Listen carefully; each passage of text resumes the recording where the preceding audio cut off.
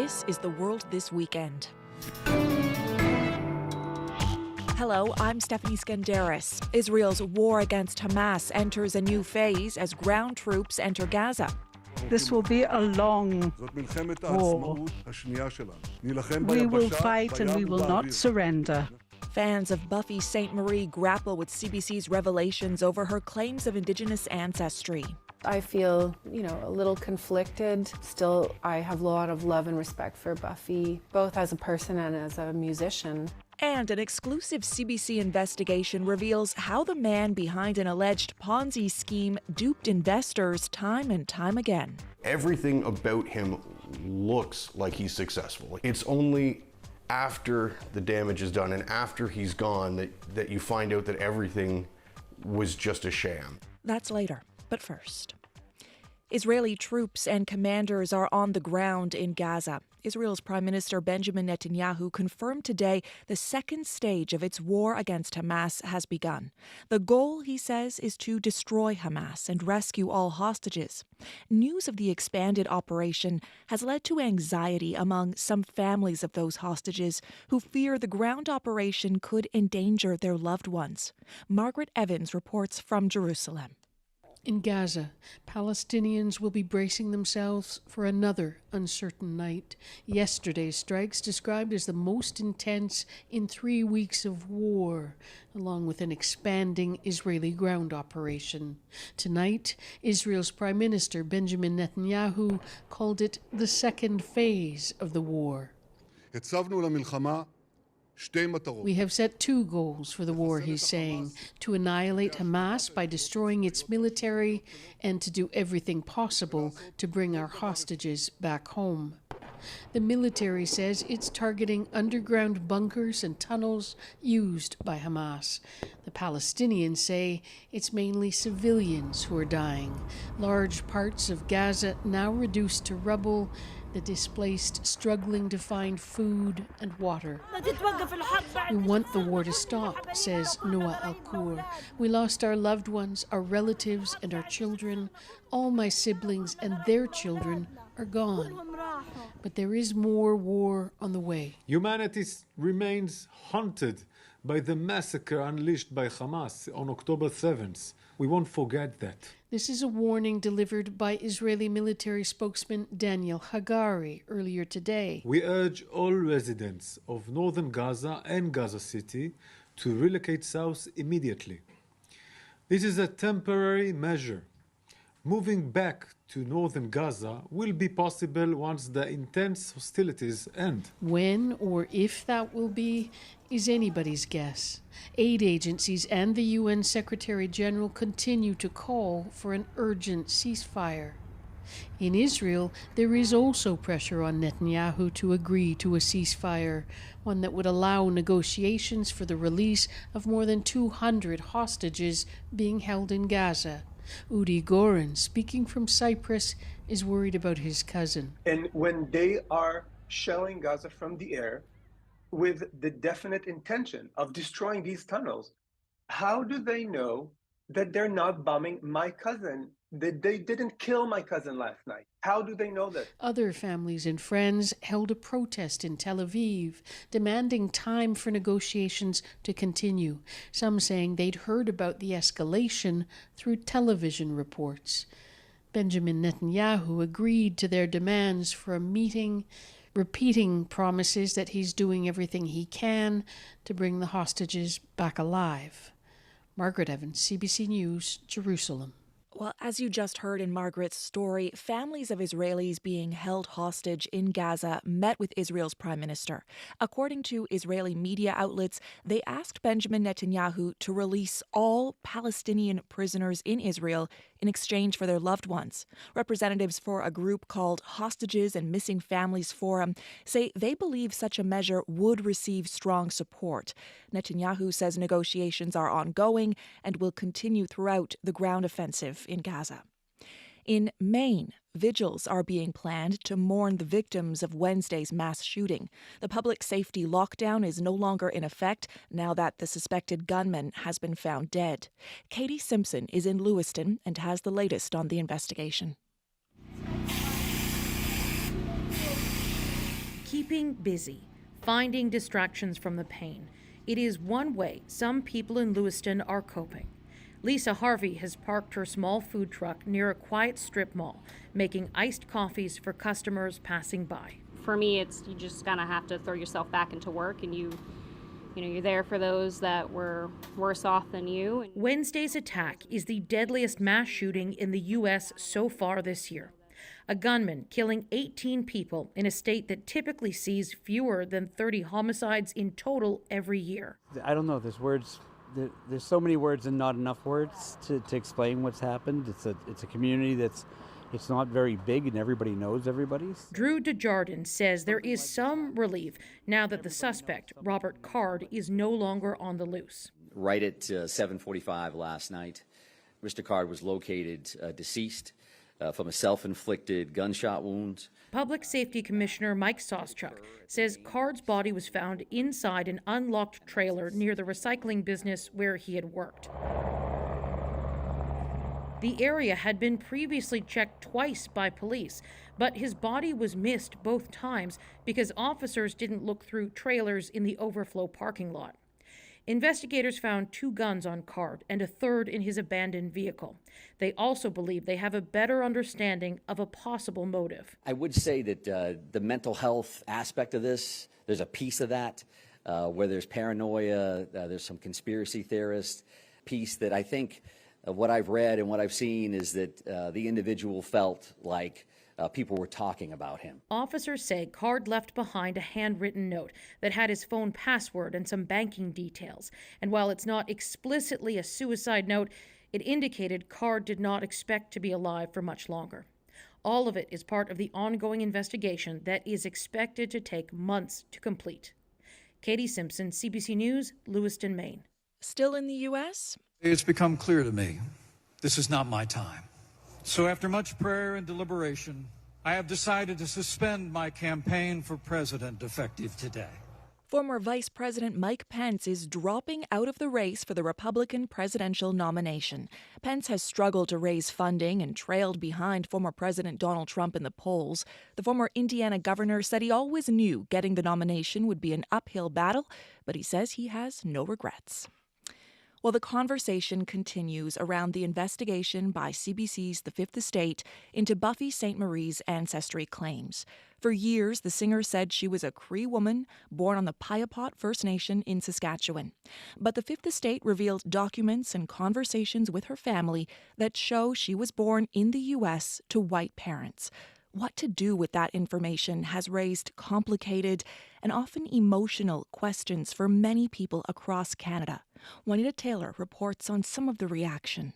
These are some earrings that Buffy made for me. My band and I opened for her. I believe it was in 2017 at the National Arts Centre. At her home in Yellowknife, Dene musician Leela Gilday delicately strokes the feathers that adorn her forever keepsake. And she said, "Kichi miigwech for brightening up our show. Here are a few more feathers for your wings. Fly high, girl."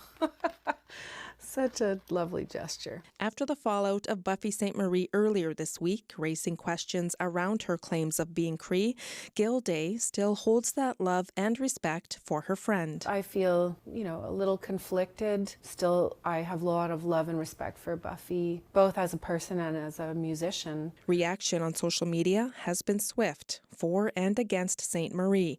She herself posted on Facebook before the reporting went public and called the CBC's investigation deeply hurtful. I know who I am. I know who I love and who loves me. And I know who claims to take a chance on the spirit of the wind. The now 82-year-old Sainte-Marie was ceremoniously adopted into the Piapot family in Saskatchewan in her younger adult years. In a statement, the family said the accusations challenging her identity were ignorant, colonial, and racist, and that Canada does not get to determine who we claim as family, and neither does the media. When Buffy won an Oscar, we all won an Oscar. That's Piapot's acting chief, Ira Lavallee, supporting Sainte-Marie. He says despite what is being uncovered about her, she is still a member of their community through traditional Cree customs. I can relate and understand to a lot of our people who feel betrayed and, in a sense, lied to by her claiming Indigenous ancestry when in fact she may not be Indigenous. But regardless of her ancestry, we stand behind the traditional adoption. By customary adoption, you can belong to a family and claim that. However, this does not make you Indigenous. Leah Ballantyne is a private practicing lawyer and a member of the Matthias Kalom Cree Nation in Pakatawagan, Manitoba. And with a First Nation group, of course, you have a registered status Indians and you've got a band registry list, but one or the other could be part of an identifying factor to prove relevancy in claiming that Indigenous identity. But in this particular CBC investigative story about Sainte-Marie, some of the facts, in my legal opinion, that I find to be irrefutable are the birth certificate in and of itself. For Lila Gilday, it's the love of music and advocacy for Indigenous people that's important. You know, in a way, I'm glad these truths have come to light, but it doesn't change the fact that she's given her whole heart to our Indigenous music community and her Indigenous family. To date, Buffy Sainte-Marie has not directly responded to the CBC. She continues to claim an Indigenous identity. Juanita Taylor, CBC News, Rankin Inlet, Nunavut. People in Sault Ste. Marie, Ontario, say intimate partner violence is far too common in their city. On Monday, City Council will vote on whether or not to call it an epidemic, exactly 1 week after a man shot and killed a woman and 3 children in the city. Katie Nicholson reports. After several rainy days, the sun finally breaks over the Sault Ste. Marie waterfront. A short drive away, the police tape that surrounded Angie Sweeney's home now replaced with a growing memorial of flowers and tributes. Sweeney was killed Monday night by Bobby Hallert before he drove to another home, shot and killed 3 children, seriously wounded another woman, and then took his own life. Last night, the first chance the community had to come together and heal. Clutching a homemade lantern, Catherine Lapointe remembers Angie Sweeney as a dear family friend. She's the first one there for you. My husband passed away. She came at about 3 o'clock in the morning. She brought Tim Hortons and a bottle of rye because she said she didn't know what we needed. My daughter was a beautiful soul. Speaking publicly for the first time, Sweeney's father, Brian, vowed to fight for change. What it boils down to is I've got to do something to get a movement going here to stop all this terrible nonsense and violence. Last year, an inquest into a similar triple femicide in Renfrew County made 86 recommendations to end intimate partner violence. And absent, and very noticeably absent, was our provincial government. Norma Elliott is with the Women in Crisis Centre in Sault Ste. Marie. She attended that inquest, which recommended the province declare intimate partner violence an epidemic. And then to come back and find out that they're not going to declare it an epidemic, which really would have cost them nothing other than to show support and other than to say that we do take this serious and yes, we are willing to say that this is an epidemic. But this city, fresh in its grief, is poised to do just that. Yeah, so it's interesting because the Ontario government under Doug Ford has refused to call it an epidemic, citing that epidemic refers to disease. Yet the World Health Organization is saying violence against women, particularly intimate partner violence and sexual abuse, is a major health issue. City Councillor Angela Caputo is behind a motion to declare intimate partner violence an epidemic in Sault Ste. Marie. And so labeling it what it is going to give us the ability to ask for more funding. And, it is going to give survivors and families a sense that their government does care about them. And we should. That is what government is meant to do. Caputo expects the motion to pass when they vote on Monday, bringing this community one step closer to healing. Katie Nicholson, CBC News, Sault Ste. Marie. Dozens of people in Kitchener, Ontario say they are collectively out millions of dollars, money they say they were tricked into investing in an elaborate Ponzi scheme.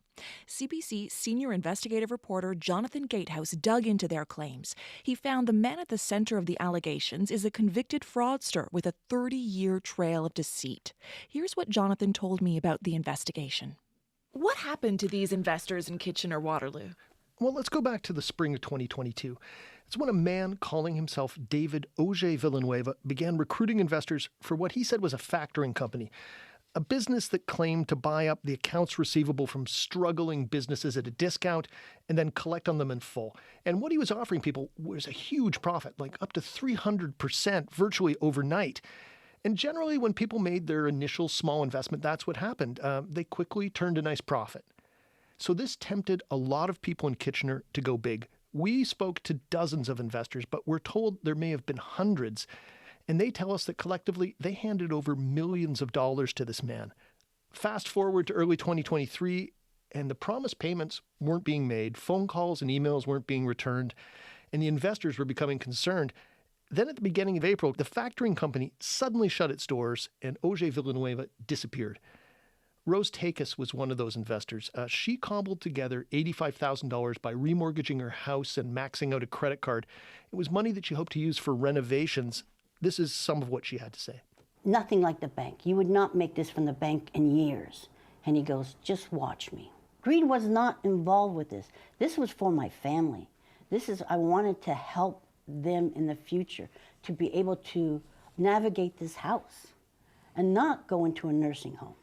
Okay, so what did your investigation uncover about this man who allegedly conned Rose and the other people like her? Well, first of all, his real name is in fact just David Villanueva. But if you look him up on the internet, you will find virtually nothing, and all of his social media accounts have recently been deleted. But CBC News was able to uncover his 3-decade-long criminal past. 6 separate fraud convictions with jail sentences totaling 17 years. In Toronto, for example, he was found guilty of running a fake law firm. In North Bay, Ontario, he pretended to be a psychologist and a marriage counselor, even seeing clients and offering advice. There was a sham bid to buy a minor league baseball team in London, Ontario, called the London Werewolves. And almost 20 years ago, another debt-laden company in Halifax. We spoke with Neil McCormick, a man who worked for Villanueva in Halifax, and he told us how, for 6 months, things seemed to be going great. Then his boss suddenly skipped town one day, leaving behind more than 40 employees and a string of angry creditors all looking for money. This is how he describes Villanueva. Everything about him looks like he's successful. He has the nice suits, he's got the gold cards filled with his wallet, he's got the nicest vehicles that he's always driving, he always has a nice house that he's living in. It's only after the damage is done and after he's gone that you find out that everything was just a sham. And the worst part for McCormick was that he discovered Villanueva, before he left town, had incorporated a new company, naming him as the director and transferring over $3 million in debt. McCormick says it took him more than a decade to convince creditors and lenders that he wasn't the responsible party and that it had all been part of Villanueva's scam. Okay, so what's the response? What does Villanueva have to say about all of this? Yeah, well, of course, we did contact Villanueva, and he said that he was eager to tell his side of the story. In fact, he said that he would be coming here to the CBC in Toronto to sit down for an interview with us, but at the appointed day and time, he didn't show up. So we reached out several more times to ask for an interview. He declined, and then we sent him written questions about his past and what is alleged to have happened in Kitchener, and he didn't answer those as well. Since then, he has hired a criminal defense lawyer in Toronto. He also declined to answer questions or provide a comment. Waterloo Regional Police have opened a fraud investigation based on these investor allegations. But it's important to note that Villanueva hasn't been charged with anything. And from the outside, at least, it looks like this investigation is moving very slowly. All of which leaves these investors looking not only for answers, but obviously their money as well. Wow, fascinating investigation. Thank you so much, Jonathan. You're very welcome. That was CBC senior investigative reporter Jonathan Gatehouse. You can read more on Jonathan's investigation by going to CBCNews.ca. Armenia's prime minister says his country could soon sign a peace agreement with neighboring Azerbaijan. That could potentially end decades of hostilities between the two former Soviet republics. This news comes just weeks after Azerbaijan took control over the disputed Nagorno-Karabakh region in a lightning military offensive. More than 100,000 ethnic Armenians fled the region. While many of those refugees are now within Armenia's borders, some say they still don't feel safe. Xavier Savard-Fournier explains why. On the outskirts of Yerevan, Armenia's capital, volunteers unload a truck full of goods. More than 100,000 ethnic Armenian refugees fled Nagorno-Karabakh last month after Azerbaijan retook control over the region in a military assault. Armenians with dual citizenship, like Aram Artunian from the United States, are stepping in to help with the impossible task of getting aid to those in need. We are currently in the village of Karashem, where we are going to be distributing humanitarian aid and supplies to over 50 displaced families in this area. According to UNHCR, more than half of the refugees are resettling in Yerevan and in northern Armenia. This time, it is different, says Nila Danielyan, a refugee who has experienced all previous conflicts in Nagorno-Karabakh. In the past, I always thought I would be allowed to go home, she says, but this time I can't, and I feel safer north since there's still provocation at the borderlands, she adds. Azerbaijan's president, Ilham Aliyev, has said ethnic Armenians were not forced out of Nagorno-Karabakh and denied they were in any danger. But another territorial dispute is also looming on the horizon. Aliyev wants a corridor linking his country to the exclave of Nakhchivan, enabling road traffic to bypass Iran and offering land continuity with Azerbaijan's ally, Turkey. That land bridge would cut through southern Armenia, and Aliyev has said he is prepared to take the corridor by force. Taline Papazian is a lecturer at Sciences Po Aix-en-Provence. She also runs the NGO Armenia Peace Initiative. The war objectives of 2020 include the questions of a territorial passage from Azerbaijan to Nakhchivan going through Armenia. And the fear is that as long as those objectives are not all fulfilled, the Azerbaijani regime is going to, go on and go on and go on.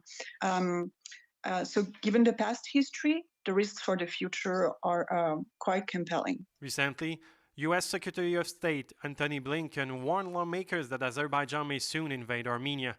Papazian says Armenia's government has little choice but to seek peace before that happens because it has few allies willing to help protect its sovereignty. And when you're in that situation, you have adversaries that are very determined and more powerful than you. You don't have allies, and you're not certain what level of diplomatic support, military support you will be able to get in the worst case scenarios, then peace is like an absolute necessity.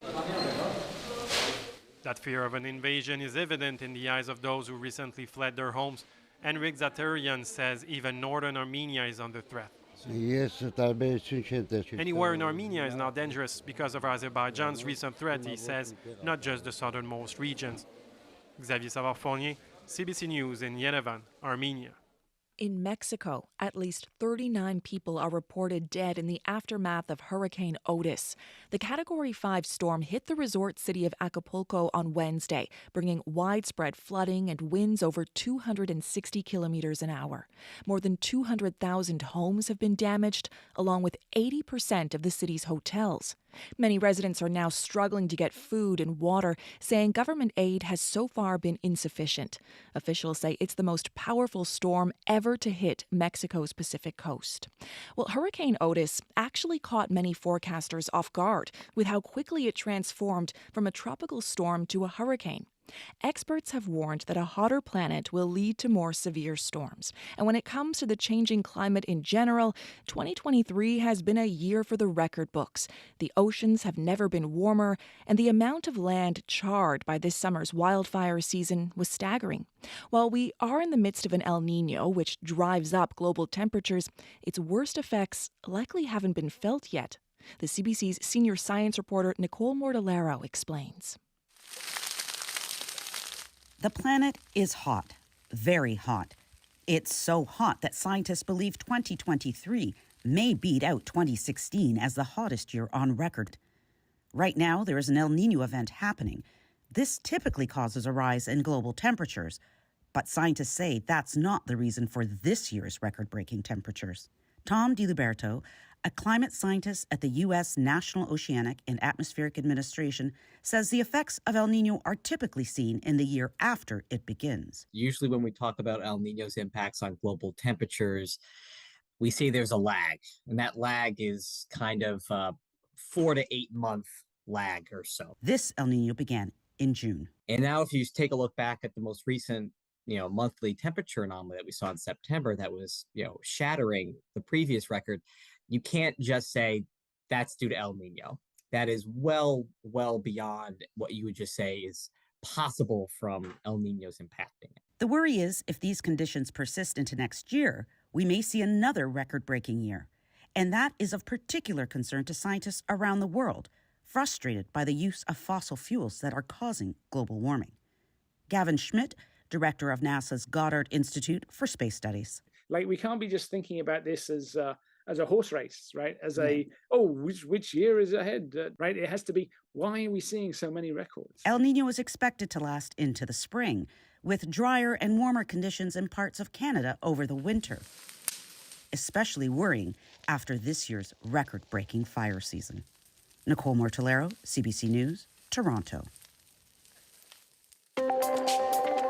You're listening to The World This Weekend on CBC Radio. I'm Stephanie Skandaris. Soccer fans flocked to a stadium in Montreal today. It was an opportunity to see Team Canada play Brazil, and for many, it was also a chance to say farewell to a legend of Canadian women's soccer, Christine Sinclair. Kwabena Oduro was there. The Saputo Stadium is sold out today for the Canada women's soccer team game against Brazil. More than 19,000 fans are in attendance, and many of them travel from different parts of the country. And today is extra special because Christine Sinclair, Canada's longtime captain, is retiring from international play at the end of this year. She's played over 300 matches and scored in 190 games, more than anyone in international play on men or women's teams. Fans say she'll be missed, but they are hopeful the next generation will lead the team to another Olympic gold next year. Some young girls I spoke to say they want to follow in Sinclair's footsteps and play for Team Canada in the future. Canada lost 1-0 in the 93rd minute. Sinclair's farewell tour comes to a close in December with games in Victoria and Vancouver. Kwabena Oduro, CBC News, Montreal.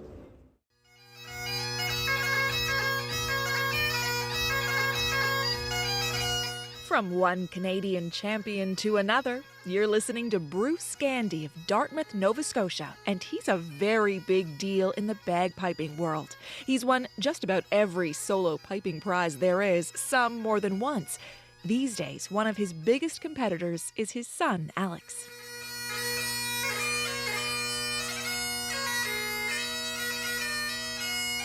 Today, father and son went head-to-head, both competing in the 50th annual Glenfiddich Solo Piping Championships at Blair Castle in Scotland. 2 of only 10 bagpipers in the world invited to join. And it's the second time they've both qualified. Here's what the Gandys told CBC's Colleen Jones the first time around in 2018. It's great. Dad's, he's my dad. He's been my teacher for a long time, and it's... My big thing is to keep my focus right now and remember that I actually have to play too, because I'm kind of, pretty excited as a father and a coach to see, my student son playing is massive. A piper from Old Scotland took today's top prize, but the pair from New Scotland have plenty to be proud of. Bruce coming 4th in the Pibroch or classical competition, and Alex coming 1st in the MSR format and 3rd overall.